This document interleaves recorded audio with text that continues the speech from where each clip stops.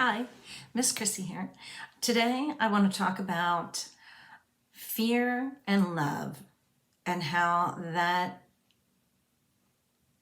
affects the way that you think about death. So, Scott Peck wrote a book, The Road Less Traveled, and then he also wrote another book, Further Along the Road Less Traveled, which I had both of, and I no longer have. They're kind of older, but I think I lent them out to people and I didn't get them back, which is fine.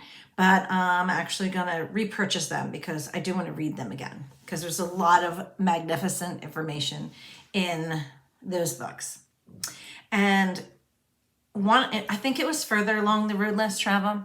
He talked about how until we have a firm grip on how we perceive and what we believe about death, it's not until then that we can live a joy-filled, happy, peaceful life.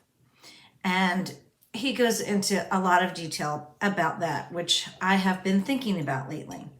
I'm 58 now, so there's a lot of people that are passing away in my age group and in my friends' parents and stuff like that.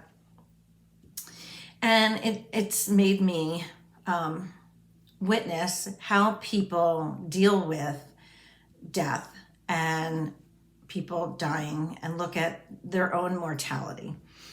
And you either are in a mindset, I've talked about this before, you're either in a mindset of fear or you're in a mindset of love. And every way that you're feeling. If you're feeling insecure, fear. If you're feeling happy, love.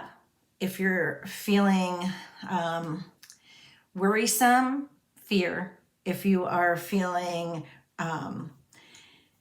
satisfied, that's love. You're either in a mindset of love or you're in a mindset of fear. Because when you can't be both. You cannot feel and you cannot be in the heart space, in the mind space of love and be worried about something happening to someone in your life or yourself. Like 99% of the things we worry about don't ever happen. And so worry is just a waste of time. It's a waste of time and it's a waste in your mind. You're wasting mind space, you're wasting, because when you are thinking, worrying about something and you're scared and you're feeling insecure and you're feeling jealous or you're feeling whatever you're feeling, like your body's going to react to that. And you're not going to feel at peace. You're not going to feel loving when you are feeling scared and you're feeling worried. You can't be thinking fearful, worrisome thoughts and be in a mind state of love. They can't coexist. They are opposites. So we want to focus on taking care of our fear. And honestly, like when people are worried, they're worried about themselves. They're worried about traveling, getting in a car, getting in a plane, their son getting on a motorcycle, their child having a first sleepover camp alone with no family, with scouts or something. So many things. What are we actually worried about? When we think about those things, we think either I'm gonna get hurt or die or they are. That's what we're worried about. And if you have a grasp on what happens when the body and the soul pass on and die, or like my little friend likes to say, if your body just quits life, then you need, what do you believe happens when you die, when your body dies? Does your soul die? You have to sit quietly, read some books, visit some churches, whatever you need to do, talk to people, and come to a firm belief on what you think happens when you die. I personally feel that our soul came from source, universe, God, whatever you choose to call it. And when this meat suit that we wear, when we're here, when this body stops working, this soul that makes me, me, never goes away. It goes back to energy from which it came, from the universal source, which is love. It's not fear. We are meant to be here to love, to express what we are, because what we are is love. We're not fear. We didn't come to this earth to have this experience, to be filled with fear, running around, being afraid of everything. And when I think like that, and I think that when my body dies and my soul leaves, then it still exists out there, because energy doesn't die. It just changes form. And that's what we are made of, energy. And when I think of other people in my life that I love leaving, when they decide to quit life, and it's not always like a conscious choice of quitting life. It's just part of life when we die. But I don't like to use that word too much, because I don't think that we die, just our body dies. But when Chihuahua cup. But when we have a handle on that, and when we understand whatever we believe about that, then when someone that we care about leaves, and we know they're here, they're still there, the energy is still floating around, we're still in the same universe. We are all connected through that energy. So if I want to talk to my friend Greg that died, I can close my eyes in meditation and ask him to come to me, and I get signs, and I get the feels, I get the chills, or I get something where I know that, if I want to have contact from my grandmother, who I was very close with, all I have to do is ask, and I'll find a dime, or go outside and there's a butterfly. Like, there's things that they can do from the other side to let us know that they are there. So it makes it so much more pleasurable and calming and peaceful feeling in your heart when you can fill your mind, your thoughts, and your heart and your feelings, all of that, with the good, loving stuff as opposed to fearful stuff.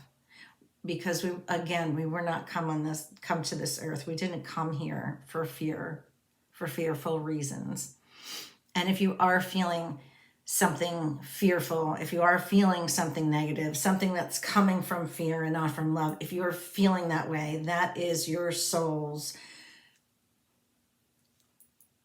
notification to you that you're not in love. You're not in the love space. So beings that we come from source, we come from love, our soul always wants to be in that state of mind of love. So when we're not there, it feels yucky. It doesn't feel good. Our body hurts. Our head hurts. It's not pleasant feeling. The thoughts going through our head are not fun to be around or to listen to.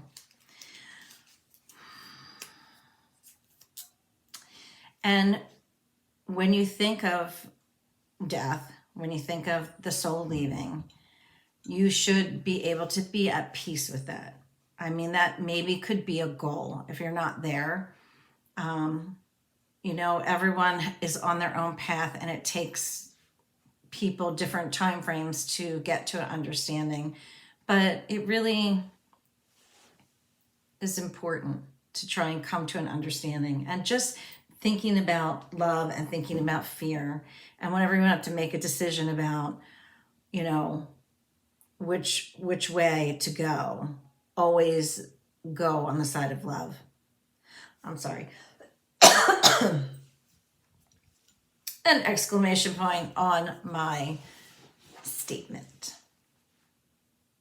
So I hope this provided a little bit of insight, and maybe it just encouraged you to go look up Scott Scott Peck's books.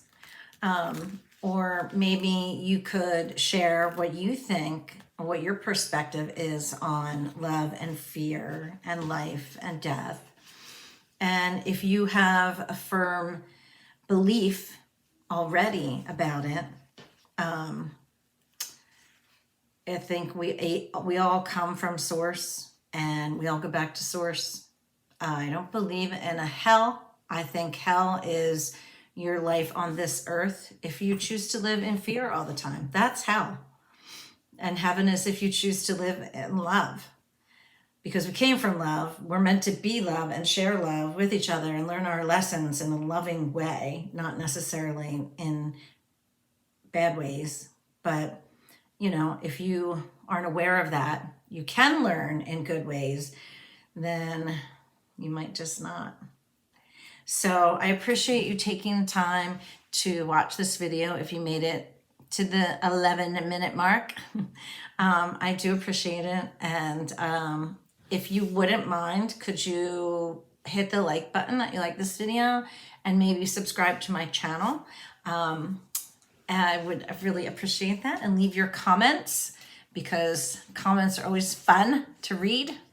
And I appreciate you, and I want you to know that you matter and that you are beautiful.